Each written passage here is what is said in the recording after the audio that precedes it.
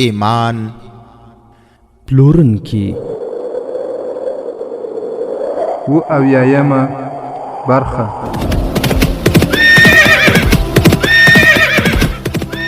د سلطان صلاح الدین ایوبی رحمه الله د دوران رښتینی کیسې. صلاح الدین پر دغه مکارا پیدا کړه، ته یو بل صلاح الدین پر دغه مکارا پیدا کړه. الحمد لله وكفى والصلاة والسلام على رسوله المصطفى اما بعد. ورونو، د سلطان صلاح الدین ایوبی رحمه الله د رښتینو کیسو په ترڅ کې په تیره برخه کې تاسو واوریدل چې محمود او سعدیه خبرې وکړې او سعدیه ورته وویل چې زه له تاسو سره تللو ته تیار یم، خو محمود سم د لاسه دا خبره ونه منله ځکه چې د هغه مسؤلیت پاتې کېده. او هم تاسو واوریدل سلطان صلاح الدین ایوبی رحمه الله قاهرې ته نږدې واړول او خپل د شپې قاهرې ته ولاړ. هلته په سهار کې خپل فوجان ته د وینا کولو په حال کې او د تیری برخې په پای کې تاسو واوریدل سلطان صلاح الدین ایوبی رحمه الله خپل مجاهدینو ته وویل چې هغه صلیبیان چې تاسو له نومونو څخه ویریدل نن در باندې په کړس کړس خان شوبک تاسو فتح کړی او کرک به هم تاسو فتح کوي. صلاح الدین ایوبی فوجان ته دا هیڅ نه ویل چې تاسو به لارې شوي یاست او بغاوت ته ملا تړلې. هغه د هیڅ چا په خلاف باندې یو خبره هم ونه کړه. د هغې پر ځای د هغوی غیرت او احساسات راوپارول. هغوی چې مخکې په دې حیران وو چې ولې موږ دومره وختي راپاڅول شوي، اوس په دې حیران وو چې موږ ته د کرک په لور باندې د تللو حکم نه کېږي. ټول پوځ په احساساتو راغلی و. سلطان صلاح الدین ایوبی ټول قمندانان راوغوښتل او د حرکت په هکله یې لارښوونې ورته وکړې. هغو ته یې د حرکت بله لاره په ګوته کړه. دا نوې لاره د هغې لارې څخه ډېره لرې وه چې په کومه لاره له محاذ څخه پوځ راته. د دې پوځ سره سلطان صلاح الدین ایوبی هغه قمندانان واستول کوم چې د له ځانه سره راوستي او هغو ته یې پټې لارښوونې وکړې. کله چې پوځ ته د حرکت حکم وشو نو هغوی دومره د تکبیر نارې پورته کړې چې د قاهرې دیوالونه یې هم ولړزول. د سلطان صلاح الدین ایوبی څېره د احساساتو څخه ځلېده. کله چې د قاهرې پوځ حرکت وکړ او د سلطان صلاح الدین ایوبی رحمه الله له سترګو څخه پناه شوه نو هغوی یو استازی راوغوښت او د هغه پوځ په لور یې ولیږل چې له محاذ څخه راغلی او په لاره کې تم شوی. استازي ته وویل شول چې ډېر زر ځان ورسوي. فاصله کمه وه. استازی زر هلته ورسېد او د سلطان صلاح الدین ایوبی پیغام یې د مرستیالانو غوږونو ته ورسول. سمدستي د پوځ د قاهرې په لور باندې را روان شو. هغوی ته د حرکت حکم وشو. ماښام د پوځ مخکې ګروپ قاهرې ته راننوت چې وروسته ورپسې نور پوځ هم راورسېد. هغوی ته هماغه برقونه ورکړل شول چې تر پرون شپې پکې د قاهرې پوځ اوسېده. فوجانو ته قمندانانو وویل چې د قاهرې پوځ محاذ ته استول شوی دی، خو نوی راغلی پوځ په ډېر جوش راغلی و. علي بن سفیان د هغوی د سړولو لپاره ترتیب نیولی و. سلطان صلاح الدین ایوبی د سرحدي پوستو معلومات هم ځان ته وکړل او بیا سهار سمدستي د هغوی د بدلېدو حکم ورکړ. هغه ته ویل شوي و چې پخواني سرحدي پوځیان غله او خوراکي شیان په پټه سوډان ته استوي او د دښمن سره مرسته کوي. هغه نوو تلونکو قمندانانو ته لارښوونې وکړې او د پخوانیو ګروپونو په هکله یې حکم وکړ چې له هماغه ځای څخه باید محاذ ته واستول شي. د کورني جنګ او د پوځ بغاوت مخه یې ونیوله. هغه ټول پوځي سالاران او قمندانان راوغوښتل او هغه قمندانان یې هم راوغوښتل چې د قاهرې له پوځ څخه جلا کېنول شوي وو. ورونو، دا چې سلطان صلاح الدین ایوبی رحمه الله به هغو پوځیانو ته څه وینا کول غواړي، آیا سزا به ورکړي او که نه؟ ورونو، سلطان صلاح الدین ایوبی رحمه الله حالات په همدې ډول باندې کابو کړل. خو ورونو، د کیسې په همدې برخه کې به سلطان صلاح الدین ایوبی رحمه الله همدلته له قمندانانو سره پرېږدو. اوس به بیا ورسو په دې حساسو حالاتو کې سعدیه او محمود ته. ورونو، سعدیه به 2 ځلې د خوراک او څښاک وړلو لپاره جومات ته تله راتله. محمود بن احمد د شاګرد په توګه دیني زده کړه کوله. هغه به څړځای ته هم ته چیرې چې سعدیه خپل څاروي څرول. هلته غونډۍ وې او ځای شین ځکه چې هلته اوبه وې. هغه چمن او شین ځای له کلي څخه لرې و. سعدیه اوس محمود خپل ساتونکی ګاڼه او په دې باوري وه چې هغه به د کفارو له منګولو څخه راخلاصوي. سعدیه محمود ته وویل چې خپل کلی خوښه کړي او همدلته واړوي تر څو چې زده کړې پوره کړي. خو محمود هغې ته نه شو ویلی چې د هغه کور د مصر په بل سر کې دی چې چې هلته دومره زر نشي تللی. هغه د خپل فن په وسیله باندې دا معلومه کړه چې سعدیه د دښمنانو پلوی او ملګرې نه ده. که د دندې او مسؤلیت خبره نه وای نو محمود بلا مخکې هغه له ځان سره بیولې وای. د دندې څخه برسېره امام د هغوی د ادارې افسر و چې د هغه پشتوالي کې وظیفه نه شوی خوشي کولی. امام هغه ته ویلي و چې باید له ما سره به وي. د هغه وینا د حکم او امر حیثیت درلود چې دې اطاعت کاوه. خو ورونو، یوه ورځ ناڅاپي په کلي کې خلک زیات شول. نوې څېرې تر سترګو شوې. د هر چا په ژبه همدا یوه خبره وه چې هغه راتلونکی دی، هغه له اسمان څخه راغلی دی، مړی ژوندی کوونکی راځي. د کلي هر اوسېدونکی خوشحاله و. هغوی ویل چې زموږ د مطلب او مشکلاتو حل کوونکی را روان دی. نعوذ بالله من ذلک. سعدیه په منډه راغله او محمود بن احمد ته یې وویل تا هم اورېدلی دي چې هغه را روان دی؟ ته پوهېږي چې زه به د هغه څخه څه غواړم؟ زه به هغه ته وایم چې محمود ما سمدستي له دې ځای څخه وباسي، نو بیا به ته ما در سره بوځې. خو ورونو، محمود هېڅ ځواب ورنه کړی شو. هغه تر اوسه پورې دا د رازونو څخه ډک شخصیت نه و لیدلی کوم چې عامو خلکو خدای او پیغمبر باله. د محمود سیمې ته هغه په لومړي ځل را روان و. د هغه د کرامتونو احوال او خبرې لا مخکې را رسېدلې وې. خو محمود د باندې ووت نو خپل دوه ملګري یې ولیدل. د هغوی سیمه بله وه. محمود هغوی ته وویل چې تاسې ولې له خپلې سیمې څخه دلته راغلي یاست؟ هغوی ورته وویل چې موږ په غیب پوهېدونکي سړي ته راغلي یو. هغوی د څارنې لپاره نه و راغلي بلکې د هغه څخه پوره اغېزمن شوي وو. هغو دوه ملګرو محمود ته وویل موږ دواړو یې کرامات لیدلي دي. محمود فکر وکړ چې د علي بن سفیان تربیه شوي کسان چې د دغه شخصیت څخه اغېزمن شوي دي نو دا سړی په حقه ده. محمود هغه شین ځای ته ولاړ چیرې چې سعدیه خپل څاروي څرول او د بور سره لیدل، خو هلته بل ډول کارونه پیل سوي وو. هغه له لرې څخه دوه کسانو رامنع کړ چې دلته د خدای استازی راځي، دا ځای د هغه لپاره پاکیږي، هغه به دلته پاته کیږي. هغه له لرې ولیدل چې په یوه غونډۍ کې غار او تونل جوړیږي او ځای هواریږي.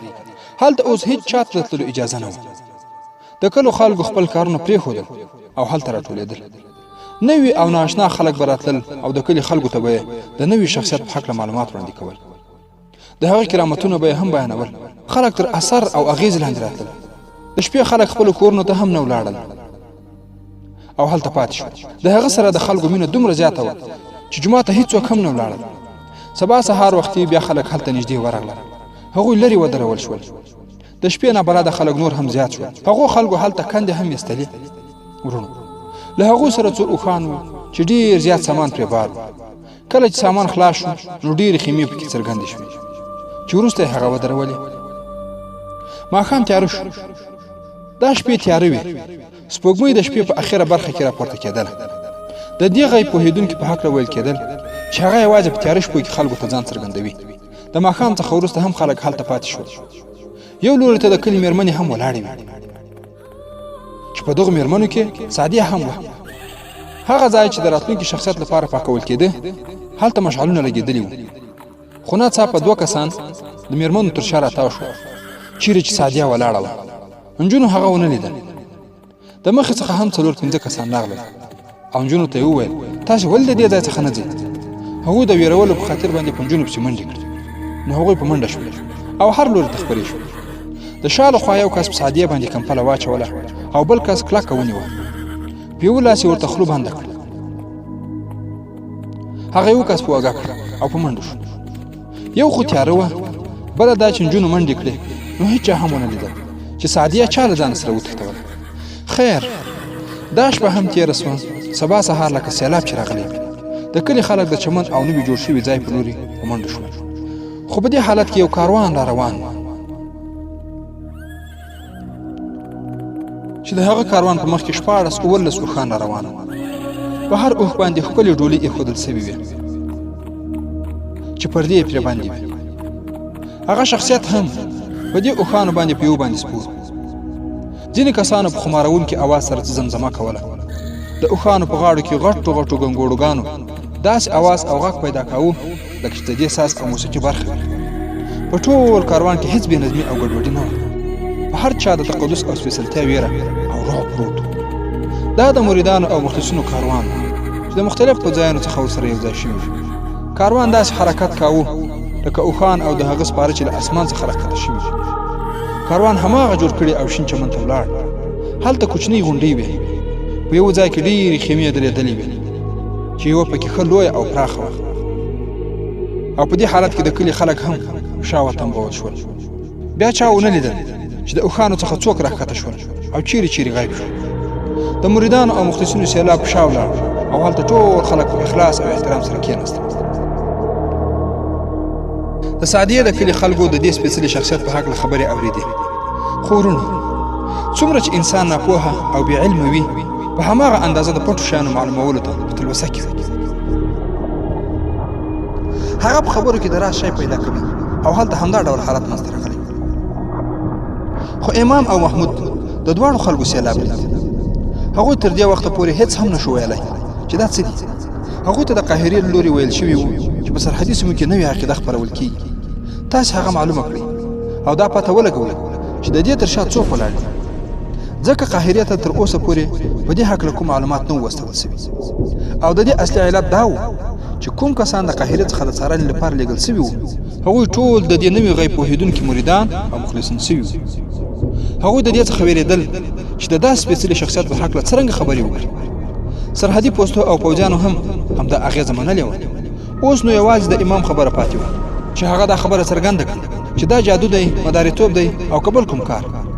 هغه ته دا خبره په ډاګه شوې وه چې خلک د دې نوي سړي څخه دومره اغېزمن شوي چې جومات ته تلل یې هم بند کړي. ټول د هغه یو نظر لیدلو لپاره راغلي وو او د هغو خیمو مخې ته ناست وو چیرې چې هغه غیب شوی. ورونو، امام او محمود هم په خلکو کې ولاړ وو. د سعدیې پلار راغی او د هغوی په څنګ کې ودرېد. هغه د غم او خفګان په حالت کې امام او محمود ته وویل سعدیه د شپې څخه لا درکله. نجونو هغه ته ویلي چې څو کسان له مخې څخه راغلل او موږ یې وډار. بیا ټول یوې او بلې خواته خپرې شو.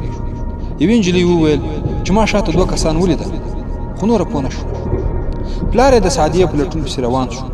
نو محمود هم ورسره ملګری شو. سعدیه هلته چیرې هغوی ته په لاس ورنغله. خو ورونو، هغه پلار و، زړه یې کله صبرېده. په بې صبرۍ سره یوې او بلې خواته لغړن ګرځېده. محمود هم ورسره و، خو هغوی یو نابلده سړي رامنع کړه او پوښتنه یې ځینې وکړه آیا تاسو څوک لټوئ؟ د سعدیې پلار ورته وویل چې د شپې څخه زما لور ورکه شوې ده. خو نابلده سړي د سعدیې نښې وویلې او بیا د هغه پلار ته وویل اوس ما ته چا وویل چې ته د هغې نجلۍ پلار یې. که تاسې هغه دلته ګورئ نو په لاس نه درځي. هغه به اوس د مصر له پولو څخه هم ډېره لرې رسېدلې وي. بېګا ماښام ما یو سپور ولید چې د نورو نجونو څخه یو نجلۍ هغه لورې ته ورغله چې سپور د آس سره ولاړ و. نجلۍ د هغه سړي سره څه خبرې وکړې، خو سپور څو ګامه وړاندې ولاړ او نجلۍ هم یوې او بلې خواته وکتل او بیا په سپور پسې روانه شوه. بیا خپله د سپاره په مخ کې په آس باندې سپره شوه. سپور آس ته پونده ورکړه او په چټکتیا سره روان شو. ما فکر کاوه چې دا نجلۍ به څوک وي چې د یو سپاره سره په خپله خوښه ولاړ. نن ما ته چا وویل چې هغه د دې سړي لور ده. اوس د هغې لټون هېڅ ګټه نه لري. ورونو، هغه نابلده سړی ولاړ او د سعدیې د پلار اوښکې روانې شوې، ځکه چې د هغه همدا یوه لور وه. خو محمود بل شان فکر کاوه. هغه څارونکی و. هغه په دې پوه شو چې دې سړي سوچه دروغ وویل. د هغه بیان او ټول شیان غلط و. او محمود ته دا سوال هم پیدا و چې هغه ته چا وویل چې هغه نجلۍ د دې سړي لور ده. خو ورونو، په داسې حال کې چې د صحنې لیدونکي یوازې همدوی دي، هغوی ته همداسې روزنه ورکړل شوې وه چې د چا په خبره به سمدستي باور نه کوي، بلکې هر چا ته به د شک په سترګه ګوري. خو ورونو، علي بن سفیان خپلو جاسوسانو مجاهدینو ته دا په ګوته کړي وو چې د هر چا په خبره باندې به سمدستي باور نه کوي او هر چا ته به د شک په سترګه ګوري. محمود سمدستي د هغه نابلده سړي پسې شو. هغه د خلکو په منځ کې ولاړ او غونډیو ته ننوت او بیا په خیمو کې غیب شو. د دې څخه محمود پوه شو چې سعدیه په همدې خیمو کې ساتل شوې او د هغې په تختولو کې د دې سړي لاس خامخا شته. کېدای شي دا به هماغه سوداګر وي چې د سعدیه پلار ورسره سودا ونه کړه، نو هغه ته یې ویلي وو چې لور به دې تښتوي. د سعدیه پلار دا سړی ونه پېژانده او هغه داسې دروغ وویل چې پلار نور د خپلې لور پسې لټون ونه کړ. خو ورونو، له سعدیه سره د محمود دومره مینه او محبت پیدا شوي چې د هغې د راخلاصولو قصد یې وکړ. هغه ولاړ او امام ته یې ټوله خبره وکړه. امام د څارونکو د ډلې مشر او هوښیار سړی. هغه هم همدا وویل چې هغه غریب ته دروغ ویل شوي دي چې لور یې له چا سره په خپله خوښه تللې ده. محمود د امام هغه دوه ملګرو ته وویل چې د ده سره په کلي کې اوسېدل سعدیه باید د دې ځای څخه راخلاصه کړي او په دې کار کې ستاسې مرستې ته اړتیا ده، خو د غونډۍ منځ ته اوس هېڅوک هم نشو تللی. ورونو، محمود، امام او سعدیه دې همدلته وي او د هغه غیب ویونکي انسان دربار دې هم همدلته ګارم. اوس به د کیسې په دې برخه کې ورسو سلطان نورالدین زنګي ته چې په کرک کې وي. سلطان نورالدین زنګي د کرک محاصره کلکه کړې وه او خپل لښکر یې هلته ځای په ځای کړی. هغه د دیوالونو د ماتولو په هکله باندې فکر او سوچ کاوه. هغه په لومړنۍ ورځ باندې خپلو قومندانانو او سالارانو ته ویلي وو چې کومه کلا سلطان صلاح الدین ایوبي ونه شوی نیولی، هغه تاج هم په اسانۍ سره نسي نیولی، ځکه چې سلطان صلاح الدین ایوبي یو ناشونی کار شونی کوي. هغه ماته ټولې طریقې ښودلې چې دلته ازمویل شوي دي او هغه یې هم راته ویلي چې د کلا په دننه کې څه دي، سامان او څاروي چیرې دي او عام خلک په کوم لوري کې اوسېږي. هغه ته دا معلوماتونه خپلو جاسوسانو او څارونکو ورکړي دي. ورونو، هغه د کلا دننه اور غورځول غوښتل، خو منجنیقونه کوچني وو. بله دا چې له صلیبیانو سره لویې لیندۍ وې چې تر لرې لرې پورې یې غشي ویشتل. دغه غش او منجنیقونه کلا ته نږدې نه ور پرېښودل، په همدې خاطر د کلا په دروازه باندې اور نه سو غورځېدلی. کوم لوري ته به چې مجاهدینو د دیوال نړولو کوښښ کاوه، هلته به د کلا د دیوال څخه پرې د اور سکروټې راتویول کېدې. سلطان نورالدین زنګي د خپلو سالارانو او مرستیالانو غونډه راوغوښتله او هغوی ته یې وویل صلاح الدین ایوبي ماته ویلي وي که دوه لوی منجنیقونه راوغواړئ او د کلا دننه اور واچوئ، خو هلته د مسلمانانو کورونه هم دي، که د هغوی څخه یو هم وسوځېده نو دا به د تل لپاره پښیماني وي. زه نن د سلطان صلاح الدین ایوبي د فکر او سوچ په خلاف فیصله کوم. ما د یو لوی منجنیق جوړولو فیصله کړې چې تر لرې پورې ډبرې او کاڼي ورسولی شي. تاسې به دا هم قبلوئ چې ستاسې په اور او ډبرو به څو مسلمانانو ته هم زیان رسېږي. زما ملګرو، که تاسې د کلا په دننه کې د مسلمانانو د حال څخه خبر شئ نو دا به غوره وګڼئ چې هغوی مړه شي ښه دي، ځکه هلته د هیڅ مسلمان عزت، حیا او ابرو خوندي نه ده. د مسلمانانو بچیان د صلیبیانو په واک کې دي او نارینه په یو خلاص میدان کې بندیان شوي او د بیګار کارونه کوي.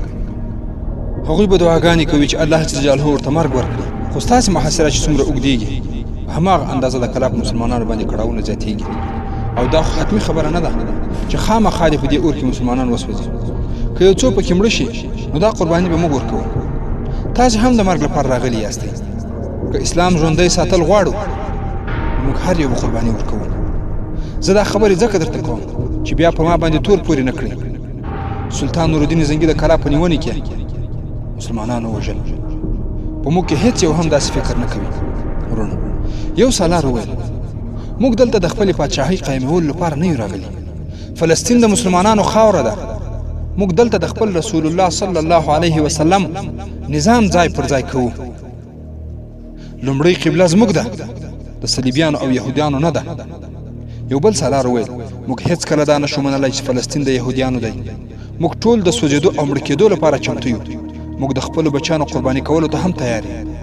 د نورالدین زنګي په شونډو مسکا راغله چې په هغې کې خوشحالي نه وه.